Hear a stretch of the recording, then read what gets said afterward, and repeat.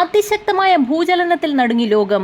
Richter സ്കെയിലിൽ 6.9 തീവ്രത രേഖപ്പെടുത്തിയ ഭൂചലനത്തെ തുടർന്ന് ആശങ്കയേറ്റി സുനാമി മുന്നറിയിപ്പ് നൽകി. കടലിലാണ് ഭൂചലനം റിപ്പോർട്ട് ചെയ്തിരിക്കുന്നത്. യൂറോപ്യൻ മെഡിറ്ററേനിയൻ സീസ്മോളജിക്കൽ സെന്റർ നൽകുന്ന വിവരങ്ങൾ പ്രകാരം 37 കിലോമീറ്റർ ആഴത്തിലാണ് ഭൂകമ്പം ഉണ്ടായിരിക്കുന്നത്. ഹ്യൂഗനഡ കടലിലാണ് ഭൂകമ്പം റിപ്പോർട്ട് ചെയ്തിരിക്കുന്നതെന്ന് ഭൂകമ്പ നിരീക്ഷണ ഏജൻസി അറിയിച്ചു. പല പ്രദേശങ്ങളിലും അധികൃതർ സുനാമി മുന്നറിയിപ്പ് നൽകിയിട്ടുണ്ട്. എന്നാൽ എവിടെയും നാശനഷ്ടങ്ങൾ റിപ്പോർട്ട് ചെയ്തിട്ടില്ല. കഴിഞ്ഞ വർഷം ഓഗസ്റ്റ് 8-ന് ക്യുഷു, ഷിക്കോഗു എന്നീ ജപ്പാന്റെ തെക്ക് പടിഞ്ഞാറൻ ദ്വീപുകളിൽ 6.9, 7.1 എന്നിങ്ങനെ തീവ്രത രേഖപ്പെടുത്തിയ 2 ശക്തമായ ഭൂകമ്പങ്ങൾ റിപ്പോർട്ട് ചെയ്തിരുന്നു. അതേസമയം അടുത്തിടെ ടിബറ്റിലുണ്ടായ ശക്തമായ ഭൂകമ്പത്തിൽ നിരവധി പേർ മരിക്കുകയും വൻ നാശനഷ്ടങ്ങൾ റിപ്പോർട്ട് ചെയ്യുകയും ചെയ്തിരുന്നു.